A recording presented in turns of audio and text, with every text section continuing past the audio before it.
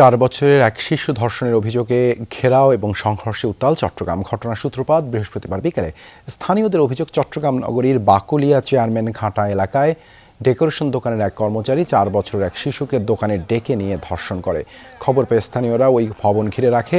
অভিযুক্ত যুবক মনিকে পুলিশে নিয়ে যেতে চাইলে বাধা দেয় স্থানীয়রা। তারা পুলিশের কাছ থেকে ছিনিয়ে নিতে চাইলে বাধে সংঘর্ষ। এক পর্যায়ে পুলিশের গাড়িতে আগুন দেওয়া হয়।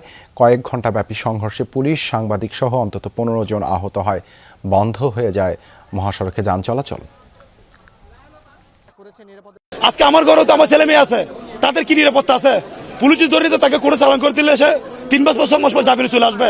সেটা আমার বন্ধুর মেয়ে ছিল, তো আমরা যাবো না ওকে ইয়ে করার জন্য। এখানে পুলিশে কেন আমাদেরকে লাঠি চার্জ করবে? গেট ভেঙে পাবলিক যখন ঢুকছে, পুলিশ এসে লাঠি চার্জ করতেছে, লাঠি চার্জ মানতেছে না, তখন পুলিশে ডাইরেক্ট ফায়ার। মেয়ের পিতা হয়ে আমরা তো এখানে খুব অসহায়ের মধ্যে আছি। দিন দিন এভাবে দর্শিত হয়ে যাবো। প্রসঙ্গের একটা বিচার হবে যে মৃত্যু, ওকে জনগণ গণতুলা দিয়ে মৃত্যুর বিচার হবে, এছাড়া কোনো বিচার হবে না। এ বিষয়ে আরও জানাতে যুক্ত হচ্ছেন চট্টগ্রাম থেকে সহকর্মী জোবায়েদ ইবনে শাহাদাত।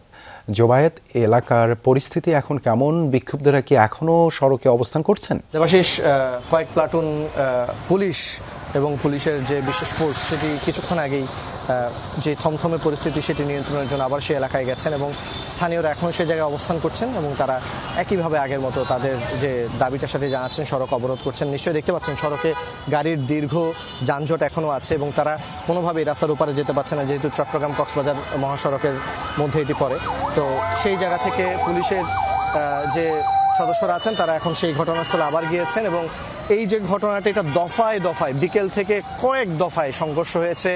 পুলিশের যারা সদস্য তাদেরকে আহত হতে দেখেছি, যারা পুলিশের লাঠিচার্জের পরে, সাউন্ড গ্রেনেড এবং টিয়ারশেল নিক্ষেপের পরে আমরা দেখেছি যারা এই জায়গায় স্থানীয়রা আছেন তাদেরকে যখন ছত্রভঙ্গ করতে যায় পুলিশ, তারা আহত হয়েছে এবং পুলিশের ছোড়াগুলিতে কয়েকজন সংবাদকর্মীও আমরা দেখেছি আহত হয়েছে। এবং এই যে ঘটনাটা এটি বিকাল থেকে চলছে এবং বিক্ষুব্ধ জনতার কাছ থেকে অভিযুক্ত যে ব্যক্তি তাকে নিয়ে যাওয়াটাই পুলিশের কাছে বড় চ্যালেঞ্জ ছিল, কারণ চারদিক থেকে সরু গলি, চারদিক থেকে এলাকার মানুষজন যখন পুলিশকে ঘিরে ফেলে তখন তারা একেবারে দিক বিদিক নিরুপায় হয়ে পড়ে এবং সেই সময়টাতে দফায় দফায় বাকলিয়া থানা, কোতোয়ালি থানার পুলিশ আসে, র্যাব আসে, পরে আমরা এফবিএনকেও আসতে দেখি এবং এর পরেই এক পর্যায়ে তাকে কিন্তু পুলিশ নিরাপদ আশ্রয়ে সরিয়ে নেয়। তবে যে সময় আমরা পুলিশ কমিশনারের সাথে কথা বলেছিলাম তখন তিনি বলেছিলেন ভিতরে কয়েকজন পুলিশ সদস্য আছে। পরে আমরা কথা বলে জানতে পেরেছি যে তারা চেষ্টা করছেন যে সেই পুলিশ সদস্যদেরকে সেখান থেকে বের করে দিতে বা নিরাপদ আশ্রয়ে নিয়ে আসতে।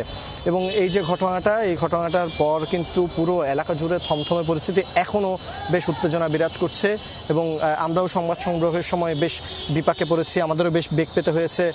ঘন ঘন টিয়ার শেলের যে ধোঁয়া সেটি, সাউন্ড গ্রেনেড, মুহুর্মুহু ইটপাটকেল নিক্ষেপ, সংঘর্ষ, সব কিছু মিলে একেবারে এই পুরো জায়গাটি রণক্ষেত্রে পরিণত হয়। এবং আমরা পুরো ঘটনাটা এই যমুনা টেলিভিশনের পর্দায় এবং ফেসবুকের লাইভে আমরা চেষ্টা করেছি সাধারণ মানুষকে জানাতে। তবে পুলিশের পক্ষ থেকে বলা হচ্ছে তাদের জায়গা থেকে বিচারের যে দাবি সেটা আদালত নিশ্চিত করবে, তবে তাদের জায়গা থেকে যে নিরাপত্তাটা নিশ্চিত করা সেটাই করতে তারা এসেছিলেন, কিন্তু সাধারণ মানুষ তাদেরকে সেই সুযোগটি দেয়নি। অন্যদিকে সাধারণ মানুষ বলছে যে এই ঘটনার বিচার পুলিশের হাতে নয় বা আদালতের হাতে নয়, তারা নিজ হাতে করতে চায়, অন স্পট তারা সে জায়গায় তাকে শাস্তি দিতে চায়। দেবাশিস, ধন্যবাদ জোবায়েদ যুক্ত হবার জন্য।